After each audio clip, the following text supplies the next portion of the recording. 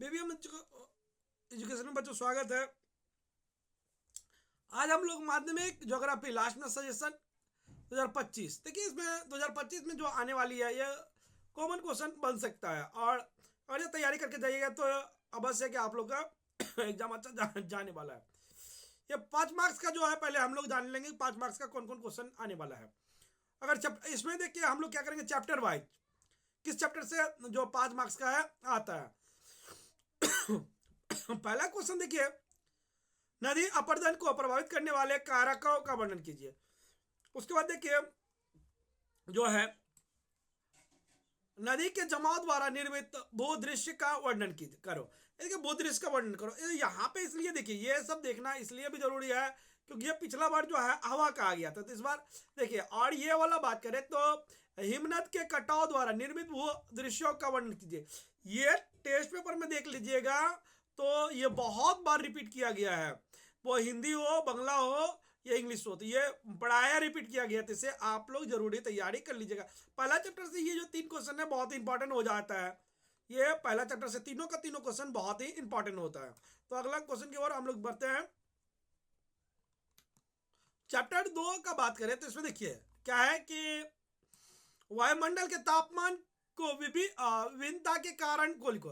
देखिए तो वायुमंडल में जो तापमान अलग अलग होता है उसका विभिन्नता का क्या कारण होता है वो आपके लोगों का बहुत इंपॉर्टेंट हो जाता है। ये सेकंड चैप्टर से देखिए, ये वायुमंडल के तापमान का विभिन्नता और वायुदाब को प्रभावित करने वाले कारक को, वायुदाब को किस प्रकार वायुदाब को प्रभावित करता है, ये वाला भी बहुत इंपॉर्टेंट हो जाता है। ये दोनों बहुत इंपॉर्टेंट। और देखिए तीसरा नंबर जो है, वर्षा कितने प्रकार का, सचित्र वर्णन करें। देखिए इसमें वर्षा कितने प्रकार का होता है वो पूछ सकता है, उसमें से किसी एक वर्षा के बारे में पूछा जा सकता है। तो आप लोग क्या कीजिए, तीनों का तीनों और सचित्र वर्णन करने का मतलब होता है कि वर्षा का चित्र आप लोग को बनाना होगा, तो वो जरूर बना दीजिएगा। तो अगर जहां चित्र बनाते हैं तो आपको नंबर अच्छा मिलने वाला है।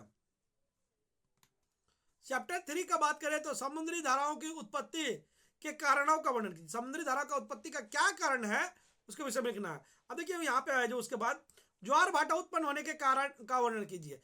ये दोनों का दोनों 3 चैप्टर से जो है बहुत ही इंपॉर्टेंट है, तो इसे आप लोग अगर किए तो ठीक ही है, नहीं तो एक बार आप लोग जरूर कर लीजिए, देख लीजिए। उसके बाद देखिए यहाँ पे ये जो तीसरा क्वेश्चन बनता है आप लोग का, उच्च ज्वार और निम्न ज्वार, ये देखिए नीचे हो गया है तो यह निम्न होगा। निम्न ज्वार के बीच समय के अंतर के कारण की व्याख्या कीजिए। क्या कारण है कि दोनों बीच दोनों में अंतर होते हैं, तो इसे लिखना है।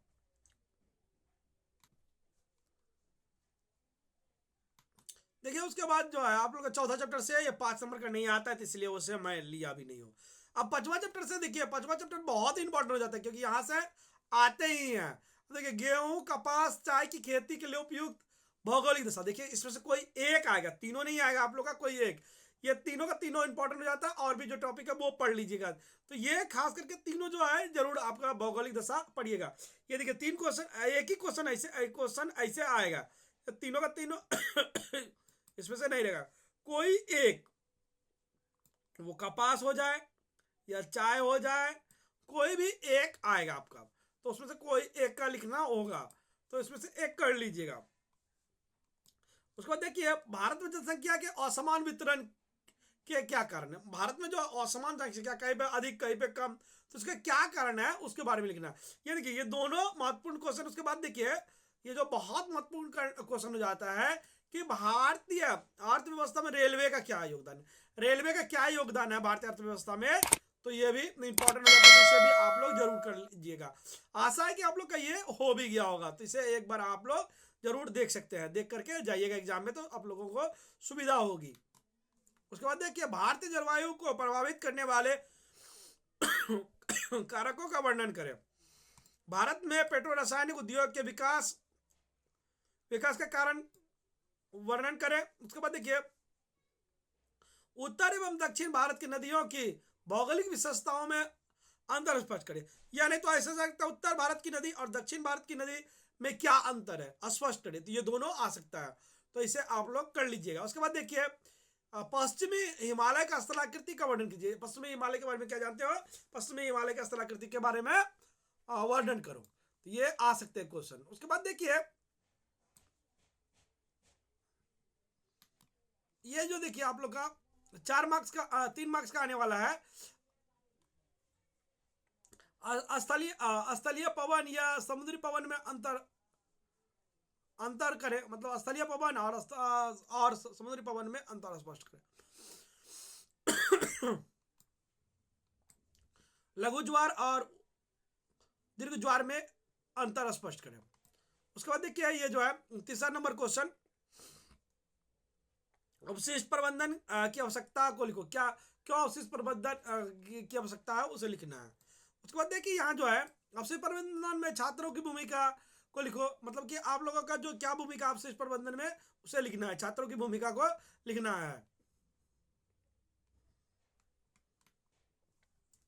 देखिए भागीरथी उगली नदी में अपशिष्ट प्रबंधन के प्रभाव का वर्णन करें। उपग्रह मानचित्र और स्थलाकृति मानचित्र की तुलना करें।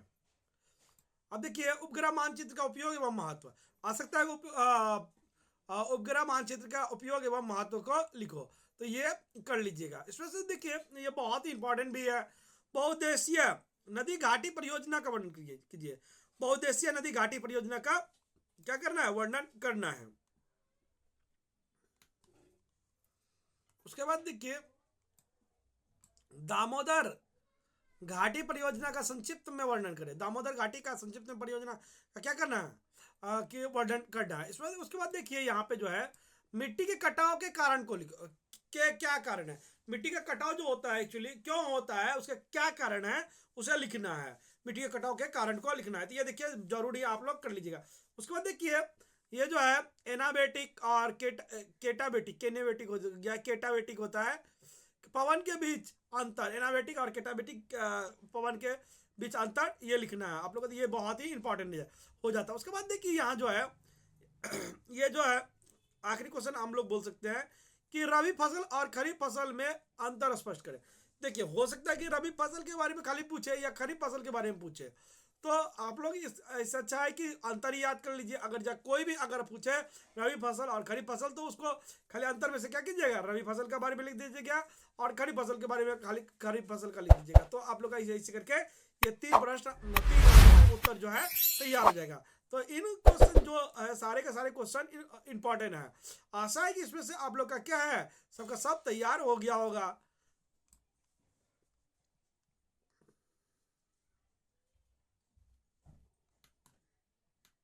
देखिए ये जितने प्रश्न है जिस प्रश्न में भी आप लोग को लगे कि चित्र बनाना है तो उसमें जरूर ही चित्र बना दीजिएगा। चित्र बनाने से क्या है कि आप लोग का बहुत ही अच्छा मार्क्स आने वाला है। उसके बाद देखिए ये जितने भी प्रश्न है वो ये सारे के सारे प्रश्न जो है प्रीवियस ईयर टेस्ट पेपर से मैं लिया हूँ। आशा है कि ये इन्हीं क्वेश्चनों में से कोई न कोई प्रश्न आप लोग का आएगा और आप लोगों का एग्जाम अच्छा जाएगा।